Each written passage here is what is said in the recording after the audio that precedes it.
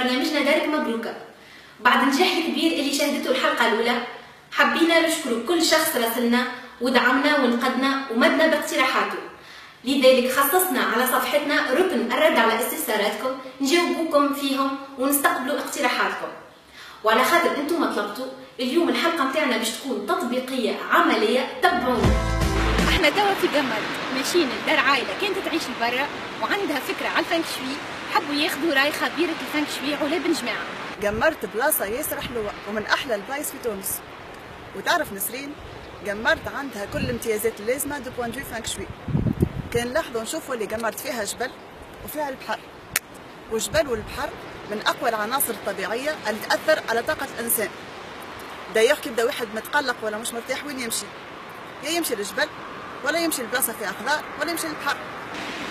هاي البرشا الدار حسب ما وصفولي بين الجبل والبحر. اكسلون، تاكل على ربي مالا. العائلة ما تحبش تتصور وهذا نحترمه.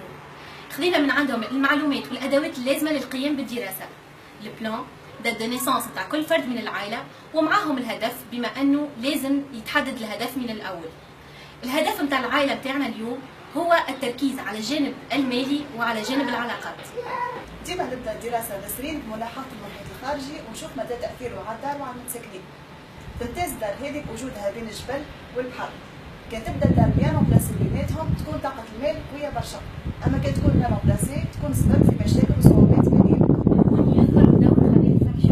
اكزاكتومون، ساعات نلقاو زوج ديار بحذا بعضهم، تكون الدار الأولى بيان بلاصي وبيان اورونتي، تكون فيها طاقة المال ما شاء الله. نبدلوا حاجات في الاورونتاسيون ولا في الامبلاسمون تاع الدار الأخرى، تكون النتيجة مختلفة كومبليتمون. بعد ما نكمل دراسة المحيط الخارجي لسرين، نتعدى الفاكتور الثاني لو بلوس امبورطون اللي هو باب الدار. الدار هذه عندها زوز بيبان، الباب الرئيسي منها وعندها باب اخر ماشية البحر، باش ندرس تأثير كل باب كل متساكن في الدار. من توا ندخلوا داخل.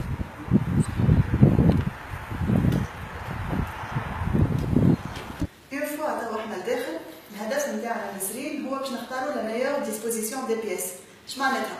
معناتها باش نشوفوا الصالة وين نخليوها، كيفاش نخليوها، شنو هي أحسن بيت للوالدين، شنو هي أنسب بيت لبنتهم، سيجور وين نحطوه. هذايا كل بيان سور خاطر عندنا الهدف نتاعنا اللي هو تفعيل طاقة المال وتفعيل طاقة العلاقات الجيدة. تو باش نخليو خبيرتنا تقوم بالدراسة نتاعها ونعطيوكم لمحة على سيرتها الذاتية. بعد ما كملت دراستها وتحصلت على شهادة الدراسات المعمقة في التصرف المالي، ودرست بالمعهد الأعلى للتصرف بتونس، اهتمت علا بن جماعة بمجال المالية الإسلامية، وتحصلت فيه على شهادة التأهيل في التمويل الإسلامي من معهد الأوراق المالية والاستثمار بلندن، ومن بعد على شهادة الأخصائي الإسلامي المعتمد في التدقيق الشرعي من المركز الدولي للتدريب المالي الإسلامي التابع للمجلس العام للبنوك والمؤسسات المالية الإسلامية سيبافي. غرام علا بالفانك شوي كان نتيجة لاهتمامها بعلوم الطاقة والتنمية البشرية. ومن أكثر الحضارات اللي اهتمت في علومها بالتوازن الطاقي للإنسان هي الحضارة الصينية، والفانك شوي هو إحدى هذه العلوم، واللي يدرس التوازن الطاقي بين الإنسان والمكان. درست علا بن جماعة هذا العلم وتحصلت فيه على شهادة خبير وأخصائي ممارس من المعهد السويسري للفانك شوي. متشوقين أنا والسادة المشاهدين باش نعرفوا نتيجة الدراسة. اوكي، نتفكروا على ربي. كما قلنا نقطة القوة للدار هذيا هي وجودها بين الجبل والبحر. دونك عندنا لا بروميير بريوريتي سي باش نستغلوا الموقع هذايا او ماكسيموم. كيفاش نستغلوه؟ الدار فيها زوز بيبان، الباب الرئيسي والباب من جهة البحر. لا بروميير ريكومونداسيون واللي هي تري اورجونت باش ننصحوا العائلة باش يستعملوا برينسيبالمون الباب اللي من جهة البحر ومش الباب الرئيسي. علاش شنو الفرق؟ كي يستعملوا الباب الرئيسي هكاك يكون الجبل قدامهم والبحر وراهم، الوغ كو كان باش يستعملوا الباب اللي من جهة البحر يكون الجبل وراهم والبحر قدامهم. كي يبدا الجبل ورانا كأنه ثم هكا اون سيكوريتي، ثم سي سامبوليك، معناتها ديما واحد حنا نقولوا واحد كتافو سخان يحس روحو اون سيكوريتي محمي، الوغ كو البحر يبدا قدامك ديكا سامبوليز لافونيغ لي بيرسبكتيف، الواحد مستقبله محلول قدامه.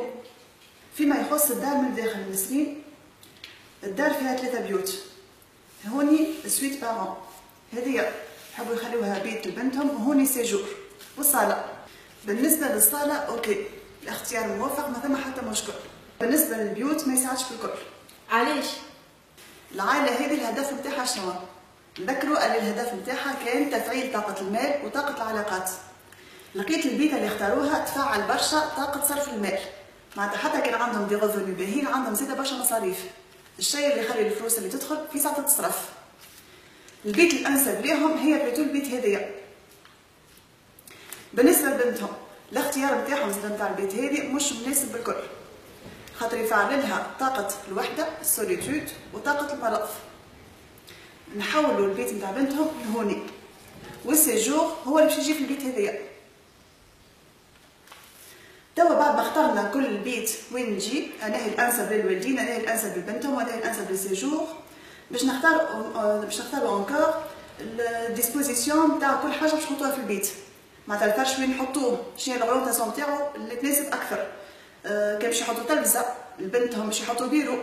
في السيجور زاد كيف لي ديفون وين نحطوها، التلفزه وين نحطوها، كل حاجه باش نحطوها في البيوت باش نختاروا اكزاكتومون لومبلاسمون تاعها والاتجاه نتاعها. نجمو نعطيو نصائح في الديكور؟ بالطبيعه نجمو ندخلوا اكثر في التفاصيل، نعطيو دي شوا نتاع الديكور. مثلا في البيت نتاع الوالدين باش نقول لهم يركزوا ياسر على ماده الخشب اللوح، ويستعملوا في ليزاكسيسوار سورتو اللون الاخضر.